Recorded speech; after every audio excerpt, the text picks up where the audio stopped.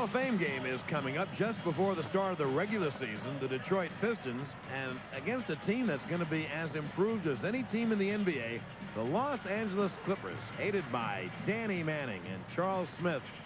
Gene Shue's going to have a pretty good team. That's the Hall of Fame game. You see, it's upcoming November 1st from Springfield.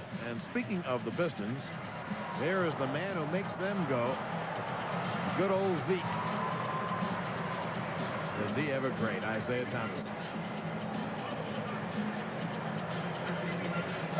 Well, Steve, you've not only held on to your lead, but you've opened up a 7-point lead. So whatever you're doing, buddy, keep doing it. Well, I got to sit over here amongst these unhappy troops. You know, they got a problem with coming out. This guy right here, he is the main complainer right here. And I told him that he is going to play the fourth quarter until he drops. So now whatever happens in the next 5:41, it's going to be up to him to make us win. Now, you have something you want to say to America? He's lying. That's the first time ever. That's the first time he hasn't. Now a 5-point lead. Chuck Person drills.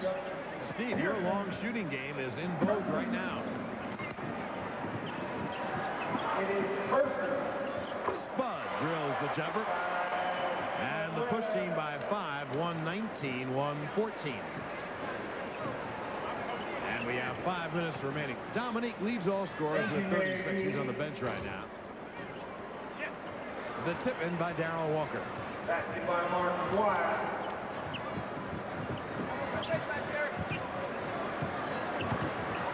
Michael the drive. And he gets a 2-shot foul.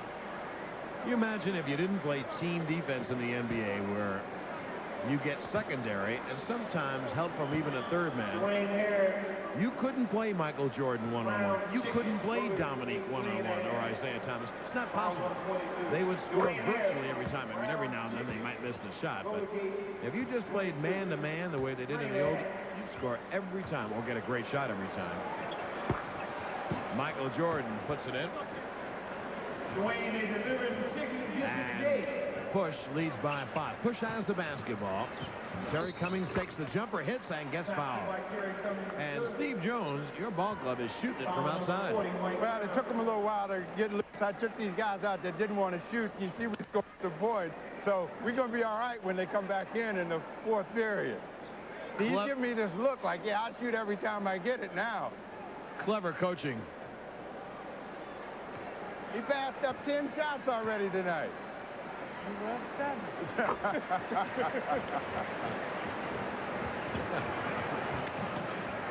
It's an 8-point lead for the push team. The lob leads Jordan.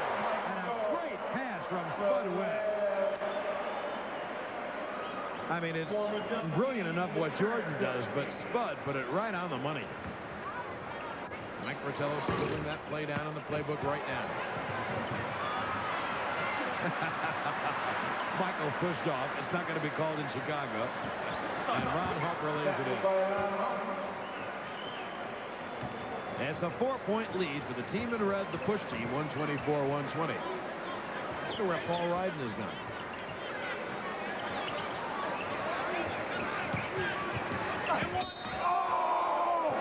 You know, Chicago Stadium is an unbelievably old arena.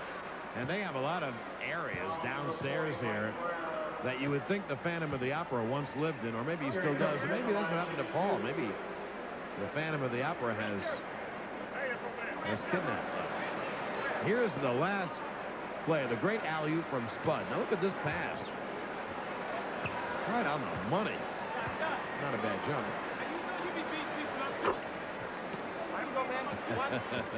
He's kind of happy, isn't he?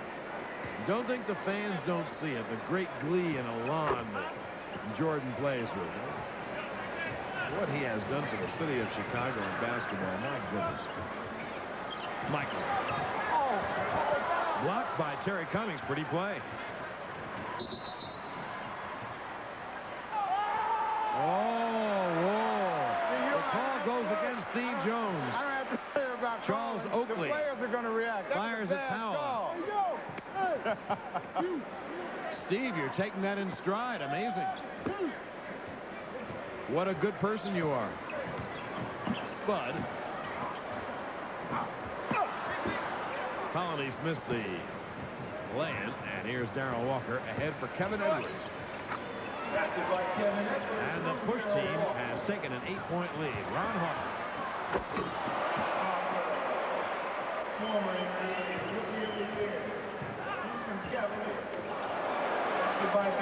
Well, we have discovered Paul Ryden.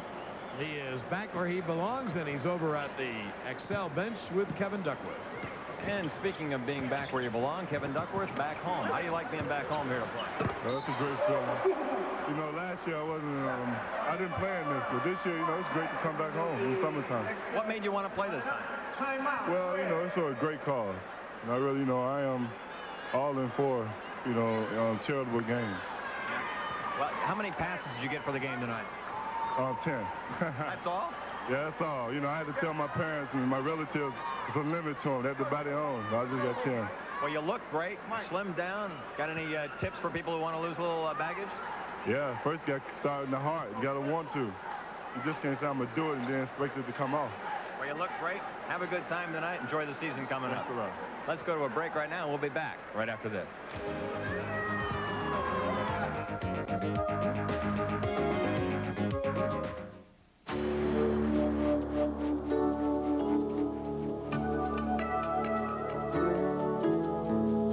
The Clydesdales, the symbol of Budweiser quality, of Beechwood aging, the choicest natural ingredients, and a genuine commitment to freshness and taste. One beer lives up to all this. Budweiser.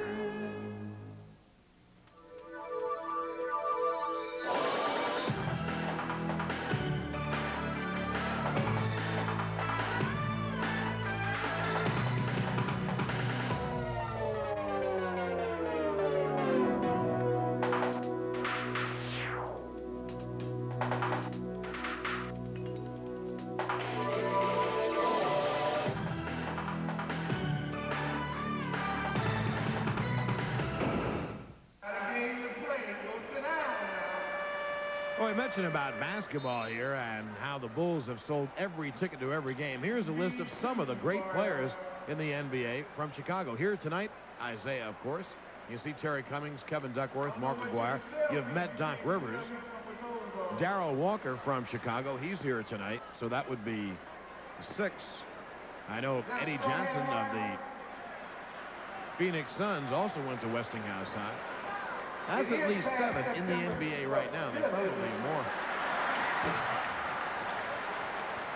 John Strong back at Chicago Stadium. And the team with the basketball leads by 6. The push team 130 to 124. Chuck Person stripped and taken away by Mike Brown. 2:40 remaining in the third. Mark Jackson all the way. Beautiful drive by Jackson as he looked off the defense. A steal by Ron Harper. Olden Colony scores, and just like that, the Excel team comes within 2. They trail 130 to 128.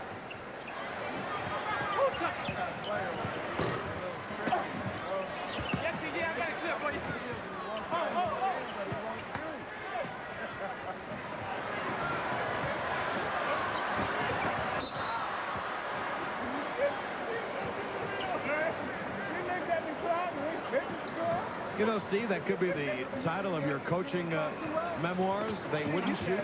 They think I'm actually coaching. This fella, I can't watch the scoreboard. You know, that's what coaches do. They look at the scoreboard and then they think about what to do next. So he thinks I got all the moves down. I haven't said anything yet. But don't make this fella mad with the ball. I know that. Ron Harper has hit the jumper. And it's a 2-point ball game with 1:40 remaining in the third.